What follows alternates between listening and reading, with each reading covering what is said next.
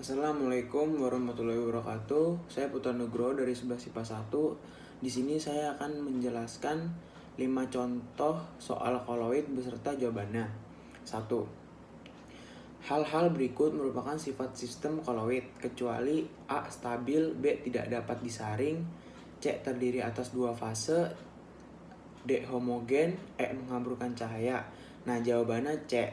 Nah, untuk pembahasannya, ciri koloid itu homogen secara makroskopis, heterogen secara mikroskopis. Ukurannya 1 nm sampai 100 nm, dua fase, stabil, tidak dapat disaring kecuali dengan penyaring ultra. Nah, ini contoh soalnya.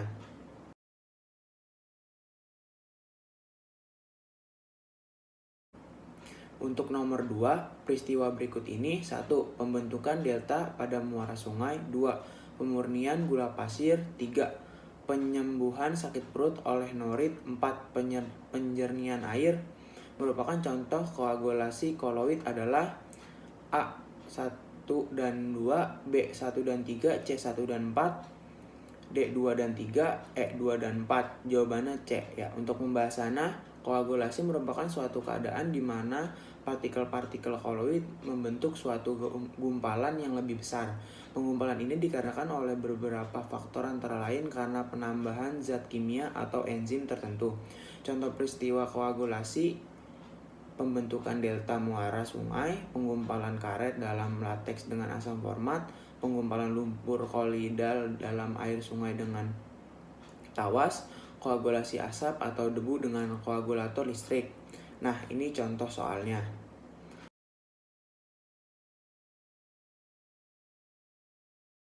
Nah, untuk nomor 3, di antara zat-zat berikut ini yang tidak dapat membentuk koloid liofil jika didispersikan ke dalam air adalah A. Kanji, B. belerang, C. gelatin, D. sabun, E. agar-agar. Jawabannya B. Pembahasannya, koloid liofil merupakan suatu sistem di mana zat terdispersinya mempunyai daya tarik terhadap medium pendispersinya. Sebaliknya, koloid liofil suatu sistem di mana zat terdispersinya mempunyai daya tarik yang kecil terhadap jika medium dispersinya adalah air, maka kedua jenis ini disebut koloid hidrofil dan koloid hidrofob. Contoh koloid hidrofil itu protein, sabun, deterjen, agar-agar, kanji, dan gelatin. Sedangkan contoh koloid hidrofob itu susu, mayones, sol belerang, sol FeOH pangkat 3, sol sulfit, dan sol logam. Nah, ini contoh soalnya.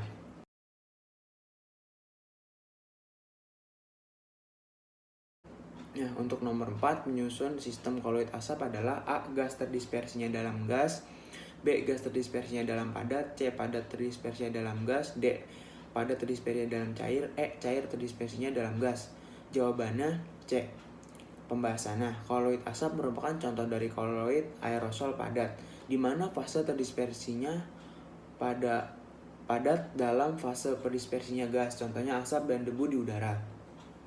Nah, ini contoh soalnya.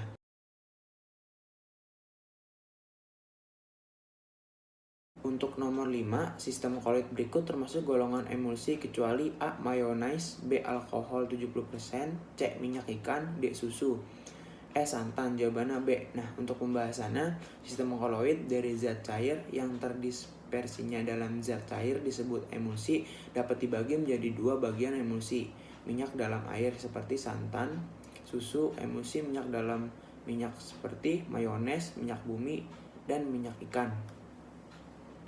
Nah, ini contoh soalnya nomor 5.